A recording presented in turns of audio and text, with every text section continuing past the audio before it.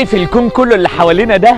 محدش في الدنيا في الكون ده يقدر يعمل لك اي حاجة غير بإرادة ربنا. لا حد يقدر يضيف لك حاجة ولا ياخد منك حاجة ولا يهددك ولا يجي عليك ولا يعمل لك اي حاجة. فما فيش داعي ان انت تقلق وتخاف من حد، وتبقى متأكد ان اللي بيتحكم في تفاصيل الكون ده هو ربنا بمزاجك وغصب عن اي بني ادم. اوعى تسرح للحظة وتفكر ان في حد قوي، كلنا ضعفاء ومحدش فينا قوي، واللي بيستقوى على بني ادم ربنا بيجيب للبني ادم ده حقه. فيا ابني اوعى تقلق، اما يبقى عندك مشكلة ارفع ايدك لربنا وادعي له، اما يبقى نفسك في حاجه ارفع ايدك لربنا وادعي له، اما تبقى نفسك في اي حاجه توصل لها اطلب من ربنا انه يعينك. شايف الكون ده كله والله العظيم ما حد يقدر يتحكم فيه غير ربنا. نام بالليل وانت مطمئن، كل مشكله انت فيها هتعدي بامره، كل حاجه انت نفسك تعملها ربنا هيكرمك بامره، كل حاجه وكل نيه صادقه جواك ربنا هيكرمك حق ده. فيا ابني انا عايزك تمشي في الدنيا وتجري ترمح كده، لا تخاف على رزق ولا تخاف على اكل ولا تخاف على شرب ولا تخاف على ضغوط